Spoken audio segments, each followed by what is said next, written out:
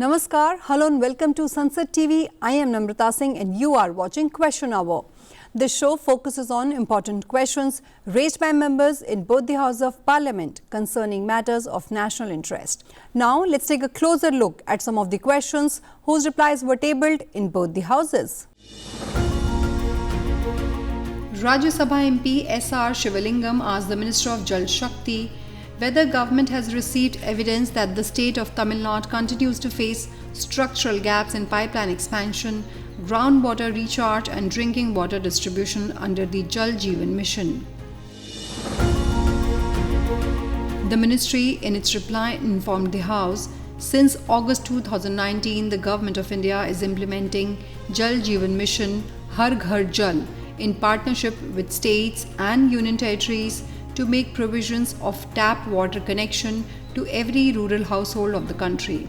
As informed by the state government of Tamil Nadu, the challenges in implementation of JJM in state includes absence of perennial rivers, presence of extensive hard rock strata with less groundwater sources, and the fact that 57% of the blocks falls under overexploited, critical and semi-critical categories and 3% in saline region. Further, COVID-19 pandemic also impacted the pace of implementation of JJM. Despite these challenges, state of Tamil Nadu has made substantial progress, increasing the number of rural households with tap water connections from 21.76 lakh at the start of the mission to 111.95 lakh as on date. Further, the state has reported that all over 21,000 single village schemes taken up under JJM have been completed. Out of 101 multi-village and retrofitting schemes, 91 schemes have been completed and the remaining 10 schemes are scheduled for completion by January 2026. To maintain continuity of works and address issues related to contractor mobilization, material supply, etc., the state government has released an advance state share of 2,300 crore rupees. As informed by the state government of Tamil Nadu, several measures are being undertaken to upgrade water supply systems. These include all village panchayats to be covered through combined water supply schemes. All works executed under JJM are inspected by third-party inspection agencies and payments are released only after the receipt of inspection reports and recommendations. Functional household tap connections are provided on submission of just 2 documents, Aadhaar and house property tax receipt, ensuring ease of access. A total of over 8,000 IoT-based smart water meters have been planned for installation across 97 JJM schemes to enable real-time monitoring of water supply.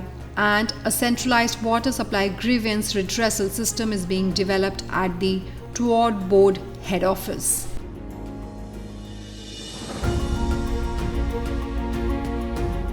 Lok Sabha members Mahesh Kashyap and Pratap Chandra Sarangi asked the Minister of Youth Affairs and Sports the total number of national youth volunteers deployed under National Youth Corps scheme across the country and whether the government is taking any measures to strengthen training, supervision and monitoring mechanisms of the said scheme. सदस्य जी ने जो यहाँ पे question पूछा है उन्होंने NYC scheme के बारे में पूछा है और पूरा टोटल जो है हमारे देश में हर राज्य में से 13,206 पूरी अपॉइंटमेंट की जाएगी, उसमें से अभी 3,058 अपॉइंट हमने किए गए हैं और अभी ऑन गोइंग प्रोसेस 8,395 जो ऑन गोइंग प्रोसेस है। और जो उन्होंने पूछा कि जो सदस्य नियुक्त की जाते हैं तो हमारे जो डिस्ट्रिक्ट ऑफिसर आते हैं उनके साथ उनका कोऑर्डिनेशन किया जाता है कि जितने भी हमारे युवा भारत को माय भारत के लेके जो भी योजनाएं चल रही तो उनके साथ कोऑर्डिनेट करके ये आगे प्रोग्राम को बढ़ाते हैं। सर एनएसएस जो स्कीम है वो हर स्टेट गवर्नमेंट के साथ अलाइन की हुई स्कीम है और वो स्कीम का यही मकसद है कि हम यूथ को नेशनल मतलब यूथ को मोबिलाइज करें नेशनल बिल्डिंग के लिए और जो हमारे यूथ क्लब है उसको एक्टिवेट करें और लीडरशिप को एनहांस करने के लिए प्रोग्राम बनाए जाते हैं और हर कॉलेजेस में एनएसएस के प्रोग्राम चल रहे हैं आज पूरे देश में।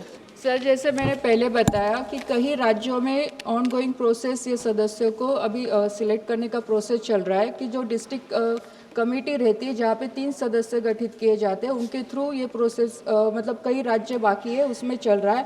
और जो उन्हें हर महीने जो भत्ता दिया जाता है, अभी 5,000 उनको हर महीने दिया जाता है। और राजस्थान में भी हम जल्द से जल्द करेंगे वो। Rajya Sabha member Dr. Radha Mohan Das Agrawal asked the Minister of Minority Affairs whether government has any specific policies for the rehabilitation and welfare of displaced Sikh families, particularly those who have migrated due to historical conflicts, and whether government provides financial or housing assistance to displaced Sikh families, and if so, the details thereof. Development of this Sikh community is Pradhan Mantri Jan Vikas Karyakram PMJVK, a centrally sponsored scheme being implemented by the ministry with the focus interventions in area of education, health, skill, women empowerment in minority concerned pockets. Under the scheme, over 11 infrastructure assets have been sanctioned, of which about 9 lakh units have been completed with the total sanctioned project cost around 26,237 crores over 16,300 crores released to states and since the inspection. The same day this scheme, that is PM Vikas, that is convergence of 5 Eastwell schemes, Siko over Kamao, Nai Roshni, Nai Mansil, Ustad and Hamadi Tharogar. And under this No. scheme, Let him give that. we are giving this training to youth and development of human leadership, entrepreneurship, and education support for school dropouts. And in this connection, I want to say that around 29,600 candidates in modern skills and jobs roles supported, and 2,000 candidates through the Bridges Education Re-enter formation. And through this NMDFC, I want to say, sir, this scheme started in 1994. Till now, 225.83 crores is being dispersed. Out of that, 7,641 for last 11 years. Total disbursement is 10,000. And for last 11 years, it is 7,641. In this way, the government of India are taking care of this minority community, including the Sikh community. And regarding the number, I will give the details to the member. Lok Sabha members Biplab Kumar Deb, Pratap Chandra Sarangi, Bunty Vivek Sahu and Soumitra Khan asked the Minister of Culture the details and objectives of the Gyan Bharatam national initiatives launched by the government to preserve, digitalize and disseminate India's manuscript heritage, and whether any technical and institutional measures are being undertaken under the mission for cataloging, conservation, digitalization and public access to manuscripts. The ministry in its reply informed the House that Gyan Bharatam, the flagship initiative of Ministry of Culture, Government of India announced in the Union Budget on 1st February 2025, aimed at surveying, documenting, conserving, digitization and disseminating India's manuscript heritage. The initiative envisages collaboration with academic institutions, museums, libraries and private collectors to cover more than 1 crore manuscripts, while establishing a national digital repository supported by advanced technology and artificial intelligence to ensure access and global reach. To support the initiative, the Standing Finance Committee has sanctioned over 491 crore rupees for the period 2025 to 2031. The ministry further informed that the Gyan Bharatam digital web portal has been launched by the Prime Minister Narendra Modi. MOU have been signed with 31 institutions, of which 19 centers will serve as cluster centers and 12 centers as independent centers, working across Gyan Bharatam's 5 core verticals: survey and cataloging, conservation and capacity building, technology and digitization, linguistics and translation, and research, publication, and outreach. Technology partners have been finalized to support cluster centers and independent centers across the country. Approximately 3.5 lakh manuscripts have been digitized in Gyan Bharatam. The Delhi Declaration Gyan Bharatam Sankalp Patra sets out a national commitment for preserving, digitization, and revitalizing India's vast manuscript heritage by uniting institutions, scholars, communities, and private custodians. Emphasizing manuscripts as the living memory of India's civilization, it calls for modern conservation practices, large-scale digital access, and renewed research to bring traditional knowledge into contemporary relevance. By transforming heritage preservation into a people's movement and promoting global collaboration, the declaration plays a transformative role in safeguarding diverse scripts and knowledge traditions while positioning India as a global center for manuscript-based learning. Gyan Bharatam is a pan-India initiative, and therefore its scope is not confined to any specific state or region of the country.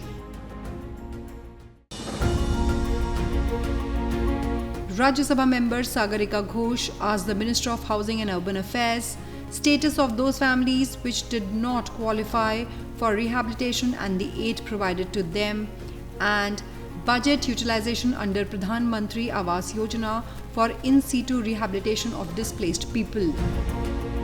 सभापति महोदय, वैसे तो land and colonisation these are the issues related to states only, लेकिन हमारा काम नई नई प्रकार की गाइडलाइंस, टेक्नोलॉजीज और आर्थिक सहायता ये करने का होता है, और उसमें हर प्रकार की उनसे डिमांड भी पूछी जाती है, और ये डिमांड बेस्ड सिस्टम है कि जिस स्टेट ने जितनी डिमांड की है उस डिमांड के हिसाब से ही उनके लिए 4 तरह के वर्टिकल्स PMAY में थे और 4 तरह के वर्टिकल PMAY 2.0 में थे। जिस वर्टिकल में जितने मकानों की डिमांड की जाती है उनको हम उस सहायता को देने के लिए तैयार रहते हैं। पहले प्रकार की जो PMAY थी 2015 में जिसको लागू किया गया था, उसके अंदर केंद्र ने अपनी सहायता ये घोषणा की थी कि 1,50,000 रुपया हर मकान के लिए केंद्र देगा। दूसरी योजना में हमने स्टेट्स को भी मैंडेट दिया है कि 1.5 लाख रुपया सेंटर देगा और 1 लाख रुपया यानी 60-40 में उनको भी उसमें शेयर करना पड़ेगा। पहाड़ी राज्यों में ये रेशो 90:10 है, 90% केंद्र देगा और 10% उनको लगाना है। यूटीज में सभी 100% पैसा वो केंद्र की ओर से जाता है। इस प्रकार से उस पैसे की सहायता से वो क्या कर सकते हैं, क्या नहीं कर सकते हैं। जहाँ तक वेस्ट बंगाल का विषय है, इसमें कुल मिलाकर सभी 4 वर्टिकल्स के अंदर 6,15,000 मकान ये हाउसिंग फॉर ऑल के अंतर्गत सैंक्शन किए गए थे, जिसमें से 6,06,000 ये ग्राउंडेड हुए और 4,95,000 उसमें कंप्लीट हो गया है। और जहाँ तक स्लम्स की बात है, क्योंकि विषय केवल स्लम्स का है, कुछ स्लम्स में लोग रहते हैं, वो भी उसके पर्टिकुलर डेट पर उनका जो असेसमेंट हुआ था 2011 में NSSO के द्वारा ये एक सर्वे किया गया था। उस सर्वे में देश भर में 6 crore 54 lakh people in 1.39 crore house holds ये स्लम एरियाज में रहते हैं, ऐसा एक सर्वे किया गया था। और उस सर्वे के बाद भी हर प्रकार की सहायता इन 4 कंपोनेंट्स में, खास करके इन सीटू कंपोनेंट या अफोर्डेबल रेंटल हाउसिंग इन 2 कंपोनेंट में ऐसे लेबर के लोगों को मकान दिया जाए, ऐसी हमने गाइडलाइंस दी थी। 6.5 करोड़ पीपल कंप्राइजिंग इन 1.39 करोड़ हाउस होल्ड, ये सारे देश भर का आंकड़ा है। प्लीज बैठिए। कहें तो मैं स्टेट वाइज बता सकता हूँ, वो स्टेट वाइज जितने मैंने बताए हैं वो है। और इसमें भी यदि देश भर का आंकड़ा आपको लेना है तो हमने दोनों स्कीमों में अभी जो हाउसेस जितने भी अप्रूव किए हैं वो सैंक्शन है 1 करोड़ 11 लाख, जो इसके अंदर ग्राउंडेड हुए हैं वो 1 करोड़ 10 लाख हुए हैं, जिसमें 95.54 लाख ये बनकर दे दिए गए हैं, तैयार हो चुके हैं। तो इस प्रकार से PMAY के लगभग जितने मकान थे वो सब बनने के लिए यानी ग्राउंड हो चुके हैं, अलॉटमेंट होना कुछ बाकी है। Lok Sabha members Dinesh Bhai Makwana and Roop Kumari Chaudhary asked the Minister of Tourism details of the Pilgrimage Rejuvenation and Spiritual Heritage Augmentation Drive scheme.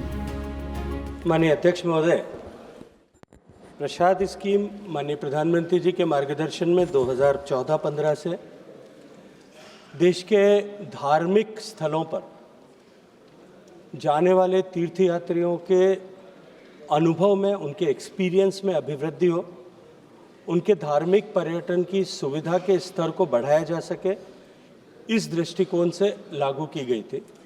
वहाँ किसी भी तरह का इकोनॉमिक मॉडल की उससे लाभ हो, इस तरह की दृष्टि नहीं थी।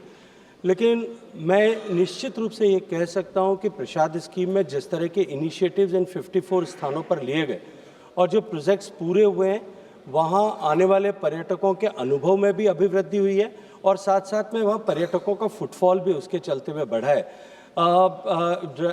राज्य सरकारें मिलकर के, भारत सरकार के साथ में मिलकर के इस तरह के पर्यटन स्थल और धार्मिक स्थलों के जो है पर्यटन में जाने वाले पर्यटकों के अनुभव के लिए, अभिवृद्धि के लिए काम करती है। प्रसाद स्कीम का जो जब रचना की गई थी, उसकी कल्पना की गई थी, उसमें इस तरह का विधान किया गया था कि प्रोजेक्ट्स मोटे तौर पर या तो मंदिर के समितियों के द्वारा मंदिरों का रखरखाव होता है या स्थानीय प्रशासन के द्वारा होता है।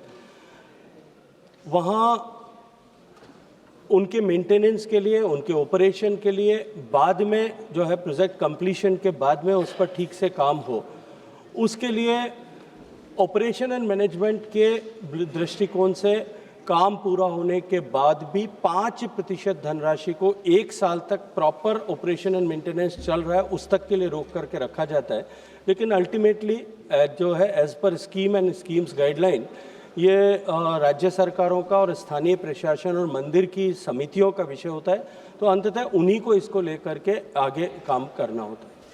प्रसाद स्कीम में सिलेक्शन के लिए स्कीम के निर्माण के समय 5-10 साल पहले जो क्राइटेरिया तय किया गया था, मैं राज्य सरकार की अभिशंसा पर वहाँ पिलग्रिम्स का जो फुटफॉल होता है, तीर्थयात्रियों का जो फुटफॉल होता है, दूसरा उस स्थान की कल्चरल और धार्मिक महत्ता कितनी है, इसके आधार पर कल्चर जो है वहाँ एग्जिस्टिंग लेवल ऑफ डेवलपमेंट क्या है, इसको दृष्टिगत रखते हुए, और साथ साथ में उस स्थान की रेजिडेंट पॉपुलेशन कितनी है, और साथ में जो संस्था राज्य सरकार अथवा मंदिर समिति जो उसको कराने के लिए आ रही है उसकी क्रेडिबिलिटी क्या है, इन सब के आधार पर एक समग्र निर्णय करके ऐसे प्रोजेक्ट्स का जो है सिलेक्शन किया गया था। माननीय सदस्य जिन 2 प्रोजेक्ट्स के बारे में चर्चा कर रही है उसके इस तरह के कोई भी प्रस्ताव अभी राज्य सरकार ने नहीं भेजे हैं। राज्य सरकार अपने स्तर पर जब प्रस्ताव भेजेगी उस पर इस तरह के विचार किए जा सकते हैं। मैं सदन के संज्ञान के लिए निवेदन करना चाहता हूं कि प्रसाद स्कीम जो है जो फाइनेंशियल साइकिल के साथ में अलाइन थे, क्योंकि फाइनेंशियल साइकिल अब समाप्ति के ओर पर है, तो मंत्रालय नए सिरे से स्कीम्स की रचना करने पर अभी विचार कर रहा है। Well, that is all I have for you in this edition of Question Hour. Stay tuned and thank you for watching Sunset TV.